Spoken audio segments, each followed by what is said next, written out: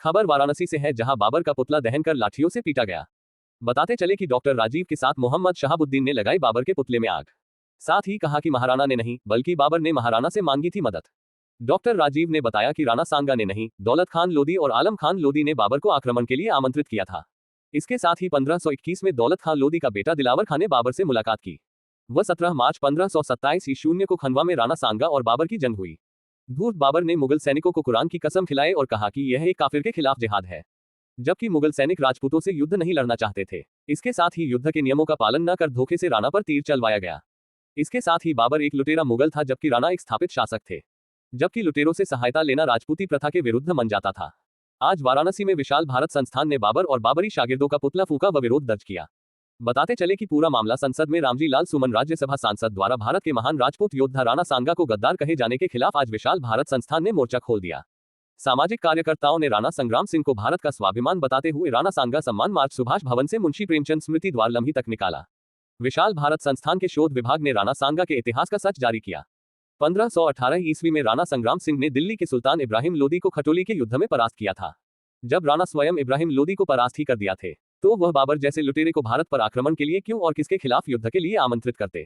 राणा सांगा भारत के प्रतिष्ठित शासक और महान योद्धा थे। वे बाबर से मदद कभी नहीं मांगे, क्योंकि लुटेरों से बात करना राजपूती शान और प्रथा के विरुद्ध था।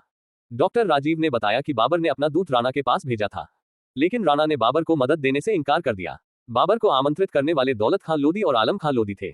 राजपूत वचन और सिद्धांतों के बहुत पक्के थे। राजा दूसरे राजा के पास ही राजदूत भेजता था, जबकि बाबर कहीं का राजा नहीं, एक लुटेरा था। खानवा के युद्ध में बाबर के सैनिक राजपूतों से युद्ध लड़ने से डर गए और भागने लगे। बाबर ने सभी सैनिकों को कुरान की कसम दिलाई और एक काफिर के खिलाफ जिहाद का नारा दिया। खानवा के युद्ध में राणा सांगा पर धोखे से तीर चलवाया।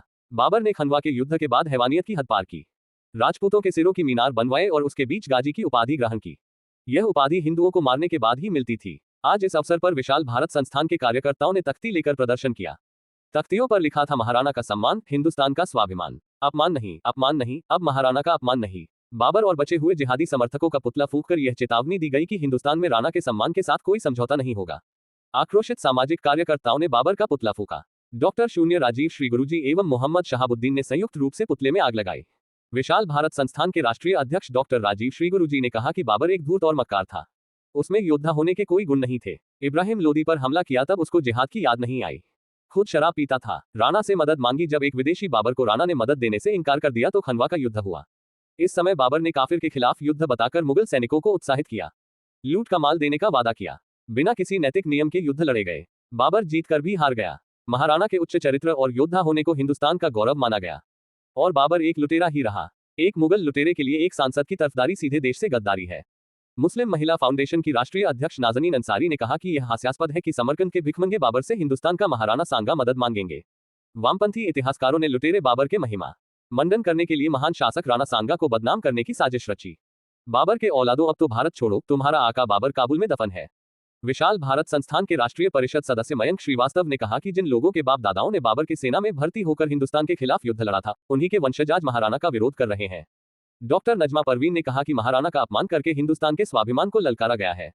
न भूलेंगे, न भूलने देंगे। मुगलों के समर्थकों को भारत छोड़ना पड़ेगा। इस अवसर पर संस्थान की राष्ट्रीय महासचिव डॉक्टर शून्य अर्चना भारतवंशी, मो शून्य शहाबुद्दीन, सत्यम राय, अमित राजभर, अश्वनी, महेंद्र, चंदन, गुल्लू, सुनीता, गीता, रमता, प्रभावती, मुंता, हीरामणि, लक्ष्मीना, संजना, धनेश्रा, अनिता, अर्चना, रीता, पूनम, ममता, सरोज, इली भारतवंशी, खुशी भारतवंशी, उजाला भारतवंशी, दक्षिता भारतवंशी, शिखा, रिया, राधा, आकांक्षा, राजकुमारी आदि लोग मौजूद रहे। बाबर एक लुटेरा और आक्रमणकारी था, और बाबर के महिमा मंडन करने के चक्कर में महाराणा संग्राम सिंह, जो मेवाड़ के शासक थे, हिंदुस्तान के गौरव थे, हिंदुस्तान के स्वाभिमान थे, उनके खिलाफ संसद में बयानबाजी की जा रही है, और उसको लोग बर्दाश्त करेंगे। आज महिलाएं सड़क पर उतरी हैं, पूरा देश सड़क पर उतरा है, क्योंकि महाराणा संग्राम सिंह ने 18 युद्ध जीते थे। इब्राहिम लोदी को स्वयं युद्ध में हराया था, तो क्यों बाबर को बुलाने जाएंगे। बाबर खुद मदद मांगने के लिए राणा संग्राम सिंह के पास आया था। राणा सांगा ने बाबर को दुत्कार के भगा दिया था। उसका बदला खानवा के युद्ध में लिया, और खानवा के युद्ध में जब युद्ध हो गया तो उसने राजपूतों की सिरों की मीनार लगा दी और राजपूतों के खून से तिलक करके अपने आप को गाजी घोषित किया। ऐसे दुष्ट, पापी और गाजी बाबर का महिमा मंडन करने वालों से मैं यही कहूँगा कि अब सही वक्त आ गया है, भारत छोड़ दो। और भारत छोड़ने का वक्त आ गया है, उसका कब्र काबुल में, तुम भी जाके काबुल में रहो। यहाँ तुम्हारे लिए कोई जगह नहीं है। मोहम्मद शहाबुद्दीन जोसेफ तिवारी। आज कैसा मार्च निकाल रहे हैं आप लोग, किसका विरोध कर रहे हैं? हम लोग बाबर और बाबर की नस्ल का विरोध कर रहे हैं, जो कि लुटेरा था और उसके पूरे नस्ल लुटेरा थे। लेकिन ये समाजवादी पार्टी जो वोट की राजनीति करती है, वो वोट के लिए अपनी बाप दादे की जो ये मुलायम सिंह जी थे, ये तमाम इन लोगों के इतिहास जो देश के ऊपर खतरे थे, इन लोगों को बचाने के लिए ये अपनी वोट की राजनीति करते हैं और कुछ नहीं। क्या किया है आज आप लोगों ने? आज हम लोग जो है राणा सांगिया जी के शान में जो गुस्ताखी हुई है, उसके लिए हम लोग बाबर के जो है जो अस्तित्व को मिटाने के लिए उसकी जहाँ भी इसका ऐतिहासिक जो निशानी है उसका एकदम उसको फूंक दिया जाए। जैसे उसकी मिट्टी यहाँ से चली गई, वैसे उसका यहाँ निशान तक न रहे अपने हिंदुस्तान में। नाज़नीन अंसारी, नेशनल सदर मुस्लिम महिला फाउंडेशन। आज किस तरह का मार्च निकाला है आप लोगों ने, क्या किया है? आज हम लोगों ने राणा संग्राम के सम्मान में और बाबर का जो महिमा मंडन किया गया है उसके विरोध में मार्च निकाला है और बाबर का पुतला फूंका है। बाबर को लेकर के जो महिमा मंडन किया जा रहा है, औरंगजेब को लेकर के जो महिमा मंडन किया जा रहा है, तो सबसे पहले एक विशेष वर्ग और समूह ये समझ ले कि बाबर या औरंगजेब या उसके वंशज कोई भी मुसलमान नहीं था, ना ही वो इस्लाम के मानने वाले थे। वो एक मुग़ल थे, मंगोल थे, और मंगोल इस्लाम के मानने वाले नहीं थे बल्कि इस्लाम के दुश्मन थे।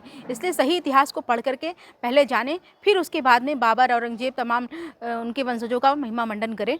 और सपा के सांसद ने जो बाबर का महिमा मंडन किया और राणा संग्राम का अपमान किया है, उसके विरोध में हम ये कहना चाहते हैं कि एक जो सपा पार्टी है वो एक ख़ास वर्ग अपना वोट बैंक साधने के लिए इस तरह के अनर्गल बयान देती रहती है। तो इस तरह के अनर्गल बयानों पर अपना लगाम लगाए और इस तरह के बयानबाजियाँ देना बंद करे, क्योंकि हम अब सहने वाले नहीं हैं। हम लोग अपने पूर्वजों का अपमान किसी भी कीमत पर सहेंगे नहीं।